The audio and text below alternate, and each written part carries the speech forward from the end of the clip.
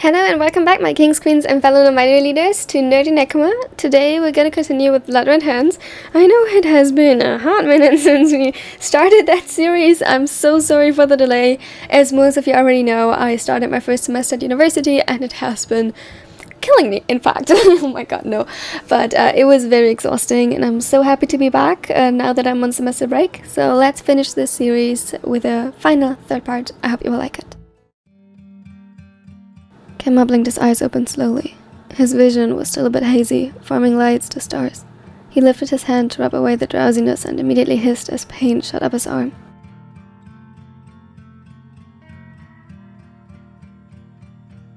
Slowly, the memory of red spreading all over his hand and clothes and Yuma's panicked scream returned to him. Guilt flooded his consciousness and he stared at the ceiling, contemplating. At least they had made it to the hospital. Kenma, are you awake? He closed his eyes, his face scrunched up in a frown. No, I'm not. Next to him echoed Kuroo's soft chuckle, yet they had been married for far too long for Kenma not to notice the tired edge it had to it. He took a deep breath and sighed. His chest felt heavy and his senses hadn't quite caught up yet, except for the pain that is. How's the hand doing? Everything feeling okay? Yeah, everything's fine. He lied. His words were slightly slurred, yet a smile tugged at his lips as he saw Kuroo leaning over to press the call button regardless of his weak attempt of deception.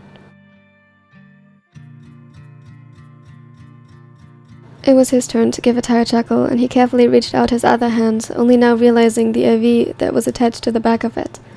Kuroo took it, smiling too, yet his eyes betrayed his worry and pain. Guess I won't be able to play any high-precision games for a while. Shame. Heard they released a good one just last month. His husband gave a noise of amusement at his clumsy attempt to lighten the mood. It didn't alleviate the torn expression he tried to hide. Kenma's eyes flickered down, hardly able to bear it. It was only then that he took in Kuroo's appearance in full. He was still wearing his business suit, though it was now disheveled and crinkled. Not at all like the well-maintained appearance he usually took care of meticulously. He was proud of his job, and it showed. Normally. Now it was as if all of that had melted away in an instant. That's it all. I'm so sorry. I didn't mean... What are you apologizing for? It was an accident. He held Kenma's hand a little more tightly, mindful of the IV, but remained in his spot, utterly too far away in Kenma's opinion. There was something stiff and tense about his posture Kenma couldn't quite place, and it started to make him anxious. That he seemed to mean what he said made it worse.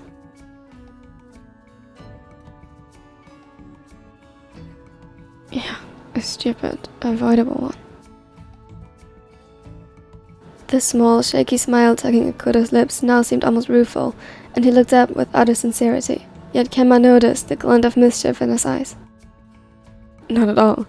You tried to provide for our son. It was an honorable attempt.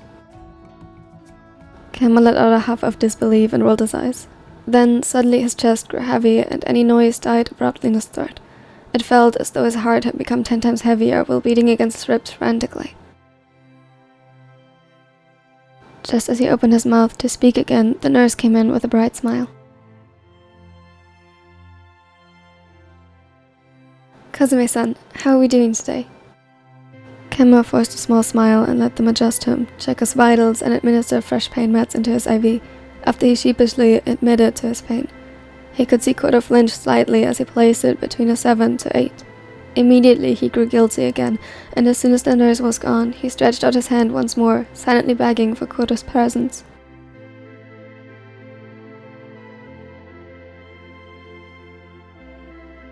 The other complied, though his posture was still uncomfortably stiff, and Kenma wasn't sure how to apologize for everything in a way he would accept.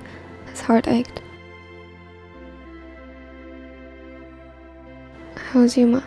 He must have been pretty scared. He looked down at his sheets while posing the question. It was hardly easier. His breath caught in his throat, but Kuroo began to rub soothingly over his hand where the IV left him room to do so. It helped that the painkillers began seeping into his system.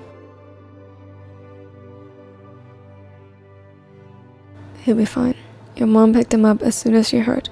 She knows that you'll be okay and wishes you a swift recovery.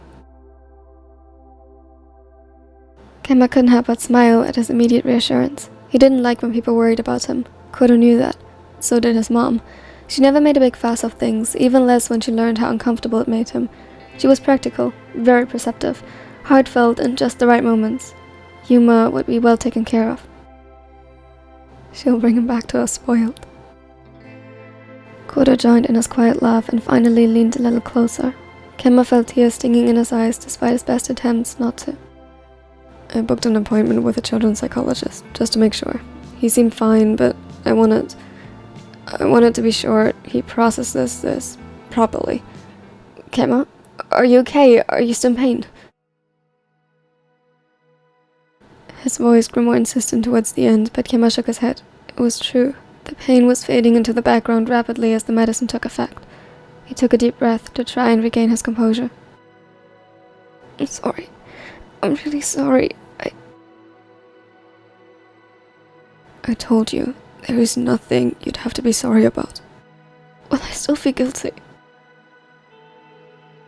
His reply was defiant, and he felt almost childish with how pouty it came out. Kuroo chuckled and leaned closer, just like Kenma silently begged for. You can pay for Yuma's appointment if it makes you feel better. Oh, great.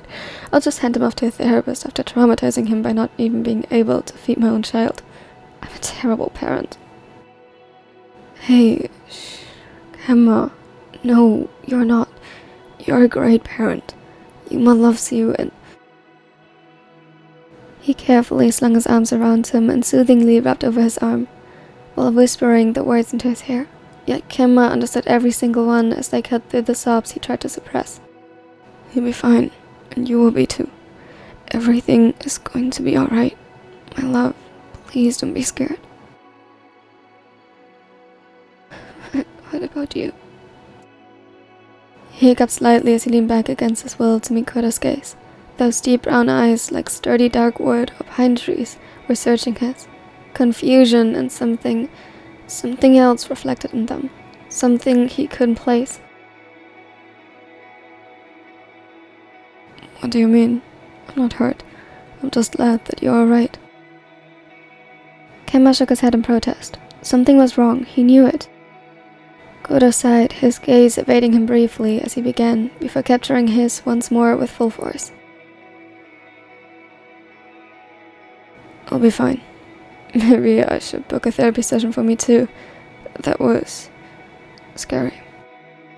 He chuckled self-deprecatingly, but Kenma didn't join in. His eyes were wide as he didn't let go of Kuroo, even as he tried to coax him to lay back down. Really, Ken. I swear I'll be fine. Just didn't have time to process everything yet. He traced Kenma's cheek with his fingers carefully and scanned his face as if he tried committing every detail to memory. His touch was delicate, as if Kenma would threaten to vanish otherwise. I'm not gonna leave you.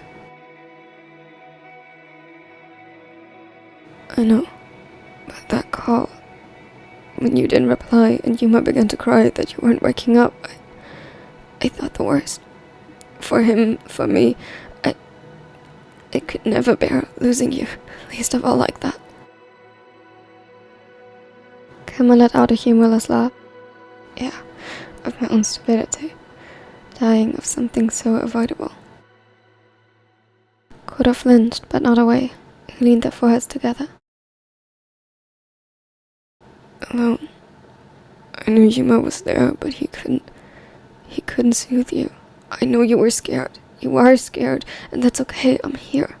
I'll always be right here. It sounded like a sacred oath, and promptly took Kenma's breath away. He felt almost lightheaded as Kuroo leaned down, stopping millimeters beyond his lips. He waited, feeling the tallest breath fan over his skin, his patience wearing thin.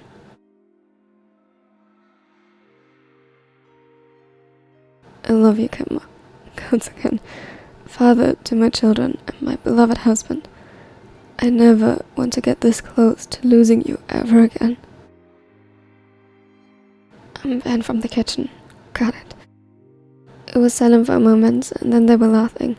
Both at Kenma's stupid joke as well as Kuroo's cheesiness, though the gamer knew he meant every word. He loved him for it. When they finally managed to catch their breath, he grabbed the back of Kuroo's head with his uninjured hand and pulled him into a proper kiss, ignoring the IV. Kuroo still laughed into their kiss. It was messy and uncoordinated, and Kenma loved it. In an odd fit of irony, he could breathe better now.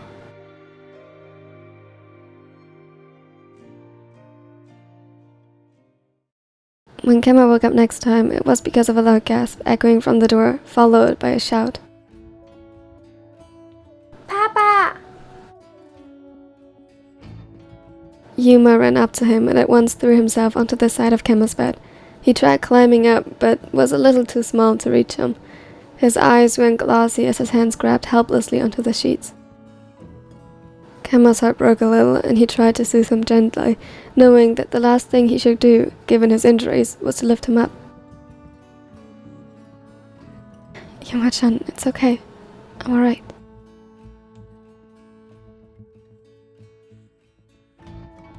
Kuroo gave him a soft chuckle and joined them in the room. He put his coat over the chair and walked up to their son, who was now looking at him pleadingly. No, Yuma, not so fast. Papa's still hurt, so you gotta be careful, okay? Yuma's lips formed into a pout, but he nodded determinedly. Kuroo glanced up at Kenma, who gave him a small nod of approval, accompanied by a smile. The raven reciprocated the gesture, and then carefully lifted their son onto Kenma's bed. He set him down on the edge, and took his shoes off before letting him crawl up to the injured. Immediately, Yuma snuggled up to Kenma and hid his face against his chest. You okay now, Papa? Kenma gave a soft sigh, and Kuroo could see a few tears assembling in his eyes as he very carefully closed his arms around his son and pulled him closer, gently running the fingers of his non-injured hand through his hair in a soothing motion. Yes, honey, I'm okay. Everything will be okay. He leaned down to press a kiss to the crown of his hair and continued to soothe him gently. Yuma held on to him even more tightly as if trying to never let go. Kuroo's heart melted at the sight, and he waited patiently next to them as time passed.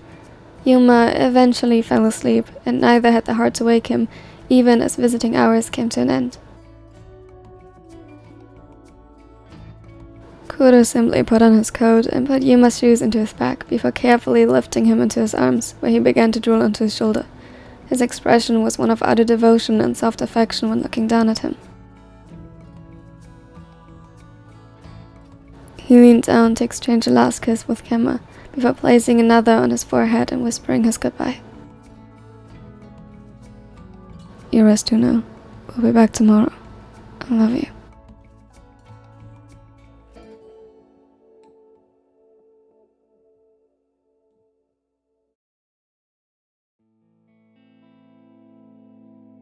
Thank you so much for watching till the end. I really appreciate it. And yeah, I really hope you enjoyed this video. Tell me in the comments if you did. And don't forget to like and subscribe if you want to see more of this. Now, I have a couple of questions for you. First of all, would you like me to make a supercut of this? Usually I have like sort of a rule of thumb where I only make a supercut if all the parts accumulate to at least an hour, so that's kind of worth it. But yeah, let me know, because I think this series would fall just short of that. Also, now that we have our second, third parents AU, and there will be more to come, do you want me to make a playlist for that so that they're easier to find? Please tell me the answers to that in the comments, as well as what you want to see next, or with chip. And the special thanks, even though it just passed, as always goes out to my Nitty-Knickers. They are the best, and they keep this channel alive and going. If you also want to support this channel in this way and get early access to videos like this, consider clicking the join button underneath. And now I hope you found a fun amazing day. Bye! Today's gonna be a good day.